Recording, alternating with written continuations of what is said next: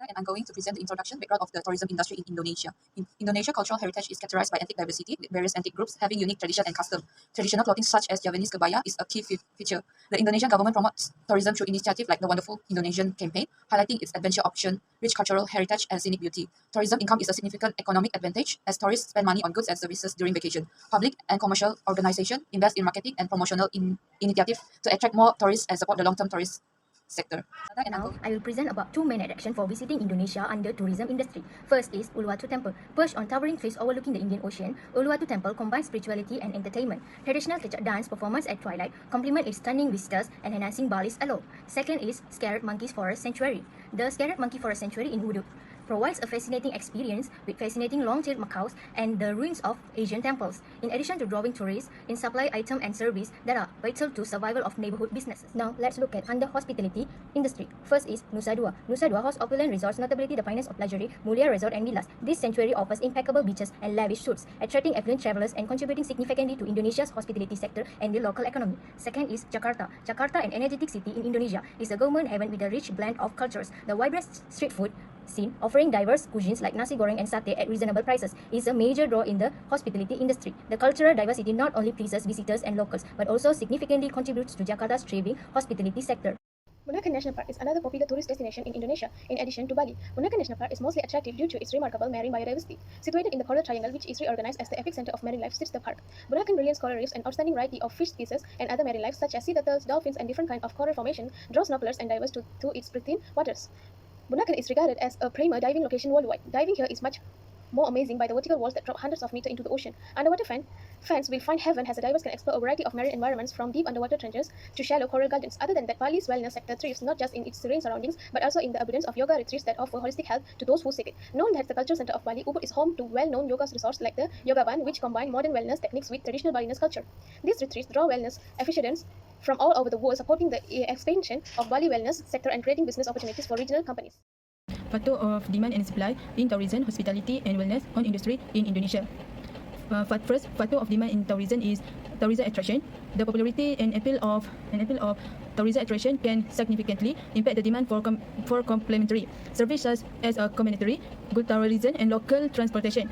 The cost and accommodation, including hotel, restaurant, and vacation rental, can affect overall travel expenses and influence demand of complement. Next, tourism in hospitality. The overall number of tourism visiting a destination impact the demand for complementary service like hotel, restaurant, and transportation, economic stability, and disposable income level hospitality service.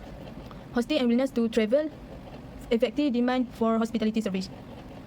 And last one is factor of demand on wellness. The price demand factor for wellness is consumer health trends. Change consumer preference and trend toward healthy lifestyle. Impact the demand for wellness product and service. Higher disposable income often lead to increased spending on wellness. Next, I will explain about factors that supply administrative policy for tourism. First, factors that supply is sustainable tourism planning, develop and enforce policies that promote sustainable tourism practices, create comprehensive plan for destination resource, create comprehensive plans for destination management, waste management, outlining strategies for infrastructure development and conservative effort. Then encourage policies that involve local communities in decision-making process. Next, we'll talk about factor supplies in hospitality industry. First, quality standards and regulations. Establish clear policies for obtaining, ensuring compliance for hospitality establishment, ensuring compliance with health, safety, and service quality. Develop policies that protect consumers, addressing the issues such as fair pricing, accurate advertising, and transparent cancellation policies. Establish guidelines for the protection of guest policies and data security, especially in the context of digital reservation and check-ins. Encourage or require hospitality business to obtain green certification, indicating their commitment to obtain green certification, indicating their commitment and promoting waste reduction, recycling, and energy efficient practices within hospitality establishment. Next is factor supplies for wellness industry. First, telehealth and virtual consultation, implementing telehealth problems and platform for remote consultation with wellness professionals, offering virtual wellness assessment, consultation, and follow-up appointment to reach a broader audience, developing mobile applications that provide personalized wellness programs, including exercise routines, nutrition plans, and mindfulness, including activities, integrating wearable device to track and monitor users' wellness progress, leveraging artificial intelligence AI to analyze user data and create personalized wellness plan, using AI algorithm to provide insight into lifestyle choice, nutrition, exercise routines tailored to individual needs. That's all. Next. Inter-industry benefit from tourism activity. First, job creation. Tourists contribute significantly to Indonesia's GDP for furthering economic growth. Increased tourism spending on accommodation, transportation, food, and entertainment stimulus economic activity across various sectors, leading to a multiplier effect on the overall economy. For example, Indonesia, the growth of tourism create job opportunity in various sectors. The hospitality industry, including hotel and restaurant, experience increased demand for staff. There is a need for workers in transportation service, tower guarding, and other related fields. 2. Infrastructure development. Demand from tourists often drive infrastructure development, including the construction of airport, road, hotel, and recreational facility. Example, in Indonesia, to cater to the need of tourists, infrastructure development of the receive a boost, airport, road, and public transportation system may be upgraded or expanded. Indonesia has invested in improving airport facility and connectivity to popular tourist destinations like Bali and Jakarta. 3. Cultural exchange and preservation is a tourism promote cultural exchange attractive visitors interested in Indonesia's heritage. This can stimulate the creative and cultural industry, including art, craft, music, and traditional performance. For example, tourism can encourage cultural exchange and preservation. Local artists and cultural performance may benefit from increased demand for traditional craft and performance. Traditional dance, performance, batik making, and other cultural activity can attract tourists, leading to the preservation of their cultural practice. 4. Agricultural and local product can increase tourist demand for local product, including food, craft, and souvenir, support local business and farmer. In example, tourists can boost demand for local product, including agriculture good and handicraft. Local farmer and artisan benefit when tourists purchase locally made product. In Indonesia, region known for unique products such as Balinese coffee, traditional fabric, and handmade craft can experience increased sales due to tourism. 5. Health and wellness tourism. Diversified economy may lead to the growth of the health and wellness industry. This in turn can attract tourists seeking wellness retreats, spa experience, and other health-related activity. For example, Indonesia's spa and wellness destinations such as Bali cater to conscious tourists. This boosts the wellness and healthcare sector, with spas, yoga studio, and wellness center experiencing increased business. And last one, technology and innovation is a combination online booking platform and travel apps, making it easier for tourists to plan and book their trip into Indonesia. The development and use these platforms stimulate the technology sector and also benefit the hospitality, transportation, and travel agency industry. For example, the tourist industry often drive innovation in technology with the development of travel apps, online booking platform, and other digital solutions. This benefit the technology sector and promote entrepreneurship in the country. Number 4. Policy or program under tourism. What makes this country unique is a diverse culture and management nature, which should be calibrated and preserved by everyone.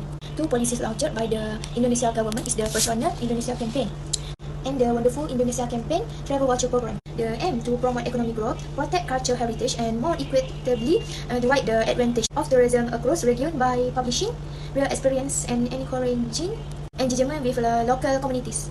The aim, policies or program promoted by Indonesia government to promote domestic tourism is through multimedia promotion aimed at attracting domestic tourists. The campaign promotes Indonesia's natural beauties, rich cultural heritage, and distinctive experience using a variety of media, including print, digital, and television. Impact of promoting Indonesia many tourism options. The Personal Indonesia campaign helped to raise awareness and inspire visitors from both domestic and foreign countries to enjoy the scenery. The Wonderful Indonesia Travel Voucher Program, Travel Voucher Plan, it was introduced by the Indonesia government as a means of supporting domestic Indonesia travel and providing Indonesia support to tourism related business of the COVID-19 outbreak.